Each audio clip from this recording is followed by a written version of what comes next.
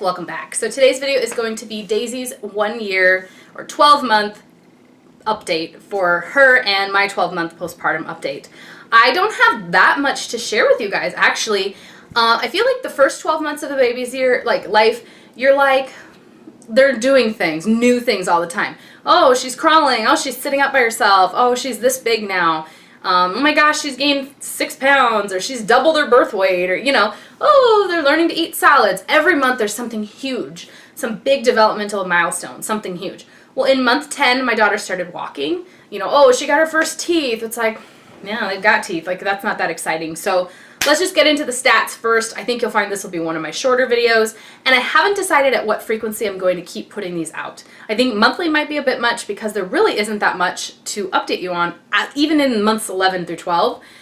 So I expect that'll be like even less and less and less as time goes on, as she gets older. I'll definitely do like a year and a half, 2 years, 2.5, 3 years, that kind of thing. But let's see how much I have to update you on. It might be every other month. All right, so let's go ahead and get started. Her stats, Daisy is about 24 pounds and she's about 29 inches tall.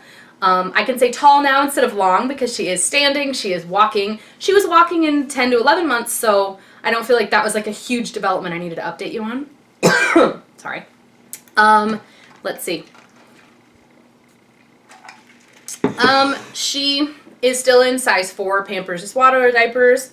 She is wearing 12-month barely clothing, mostly 18 months at this point, or 12 to 18. She's even worn a few 24-month items, 2T, and they all fit her just fine. So the 12-month stuff, I've kind of put it on her. I'm like, oh, this is the last time you're going to wear those shorts, you know.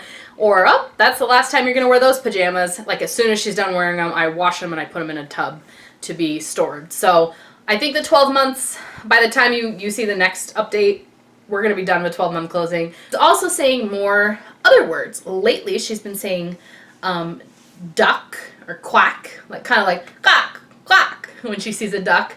And we're not sure if she's saying duck or quack or kind of a combo of both, but she might think they're the same word. We don't know. But she kind of like points at something and go, duck, duck, quack. Sometimes it sounds like she's saying cock, so I think she's saying quack, but it's really cute. She points to things and says that, and it's kind of like D-A-T, like that. And then we say what the word is. So it's like she wants to know what it is. So she's been, her favorite thing now is pointing to the picture frames in our house where I have pictures of my nieces and nephews. And she'll go, that. And I'll say, that's Julian. And she'll be like, that. She like smiles. Like she knows. She nods. She smiles. She points to eyes and says, I, you know. She also says some other stuff. Let's see. Basically, I can see a lot more, like her 10 months or before 11 months or whatever, they were mostly focusing on her mobility and eating. You know, those were things that she was mastering. Now she's been eating solids for months. She eats them like a champ. She's walking and practically running, climbing and everything. She's very good at like moving her body. She switched her focus to like mental development. I swear. It's like, it was like she mastered the walking thing and then she was like, boom, I'm going to work on my language skills.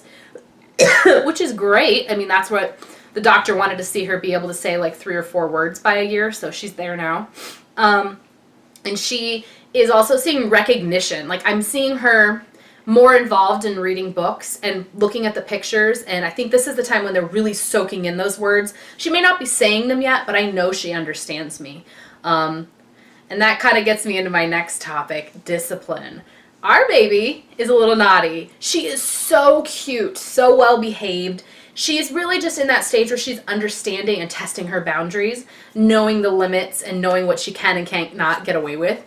So she understands, like when I say sit on your booty, sit down, booty in the seat, no, no. She likes to climb. She likes to stand on the seat of her little baby chair, and I have to tell her, sit on your booty, booty down, get down, sit down, no.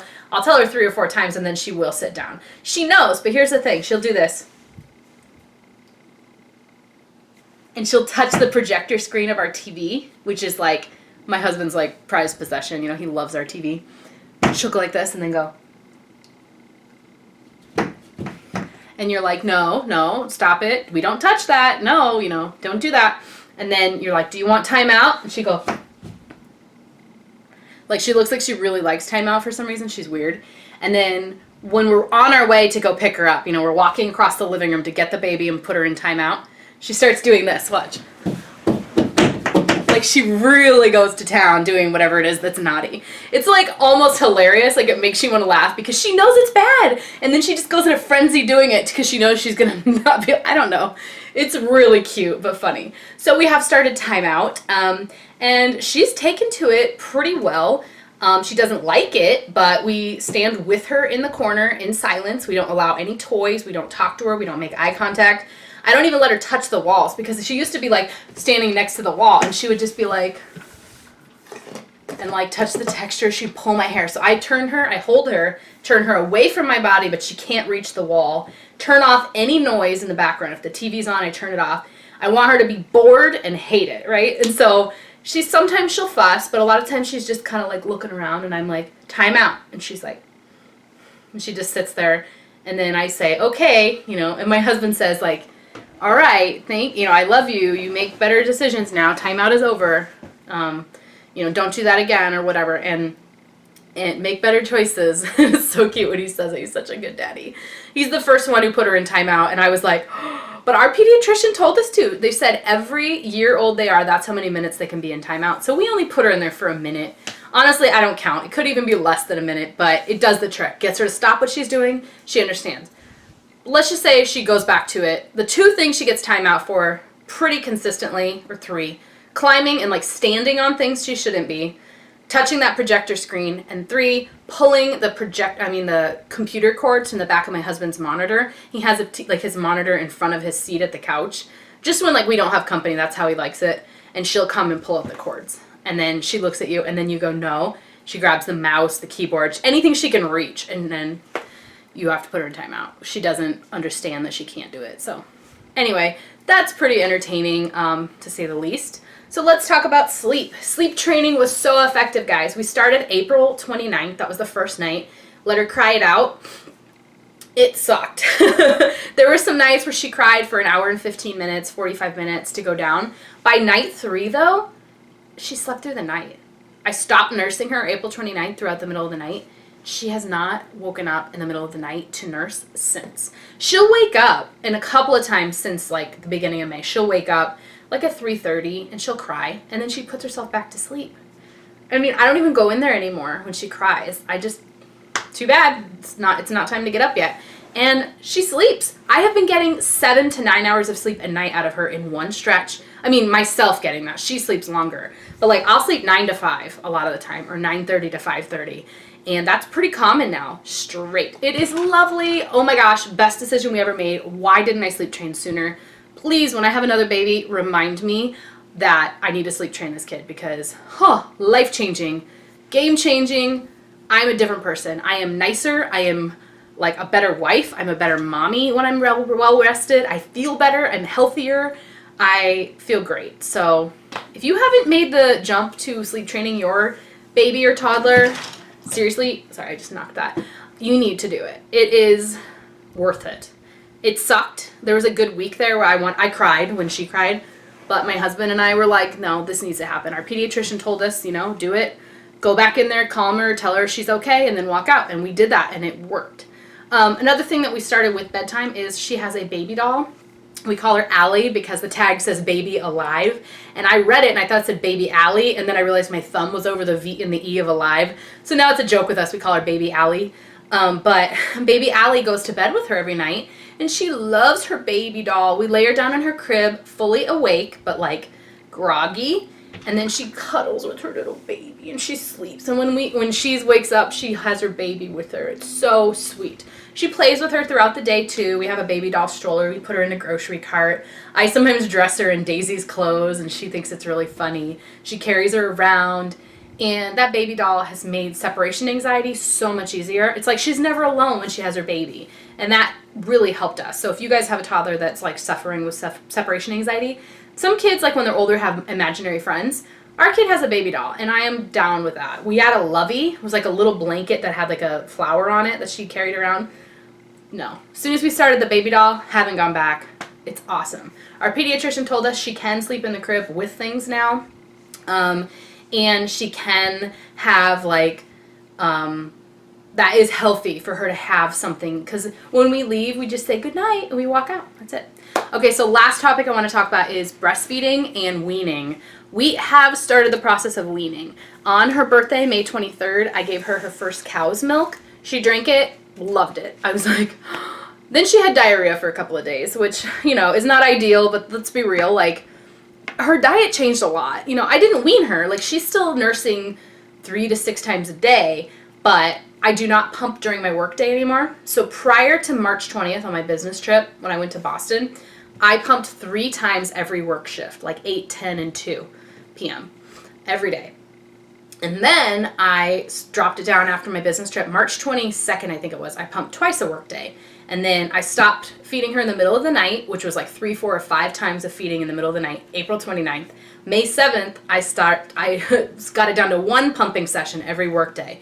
It was 10:30 a.m. That's the latest I could make it. I was like bursting. But the next week, May 14th, I started pumping once per day still, but I was pushing that pump later and later and later into the day, to the point where I could make it to like 1 or 2 p.m. without pumping. And then this current week, May 21st was a Monday, I stopped pumping during my work day. I have about 50 ounces of breast milk pumped still in my freezer, but I'm not pumping anymore. Now, if I had to, like I wasn't going to be with Daisy at night or something, I could pump. I still have everything, but I'm done pumping. I'm going to just give her cow's milk. The only time I'm going to pump is for comfort. If I'm like dying, then I will pump, but I'm not planning on it. She's having cow's milk during the workday when she's at grandma's house, and when she's with me, she'll nurse. So I nurse her first thing in the morning, when I'm done with work, and then before bed usually. But sometimes it's like it ends up being 5 times a day, because it's like 5:15 a.m. when she wakes up, 7:15 before I pack her up and put her in the car seat to go off to grandma's, because I'm like, I want her to leave with a full belly. You know, I don't want her to have to like get milk right away when she leaves. And then sometimes I feed her at 4:30 p.m. when I pick her up, and then I feed her at 7:30, you know, and then 8 o'clock when I go to bed. So it ends up being 5 times a day sometimes, but I'm really trying to cut it down. Main reason for that is I am 12 months postpartum, or over that now, and I have not had a period in about 2 years, because we got pregnant in July of 2016. My last cycle was June 2016. We got pregnant, and then I had a miscarriage. Then I didn't have a cycle between the 2 babies. Then I got pregnant with Daisy, and I was pregnant through May of 2017, then nursing until now. I have not had a period in almost 2 years. Next month will be 2 years. So I've been taking my basal body temperature. I stopped taking birth control April 14th, I don't remember, it was a Saturday. And then I have been nursing her less and less, so that I used to nurse her about 10 times a day. I'm not kidding you. My 10, 11-month-old ate 10 times a day from me.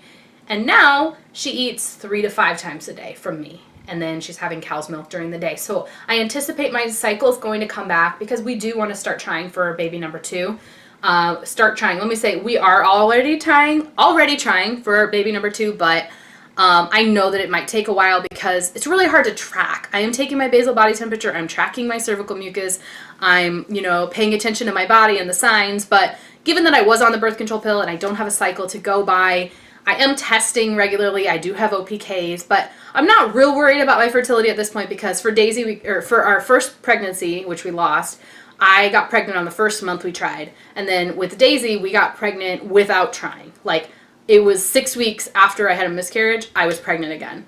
So I don't think that once my body like gets a hang of this whole regulating itself thing, that I'll have a problem conceiving, but I need to give it time to like sort itself out. So I know one way to do that is to stop nursing as much.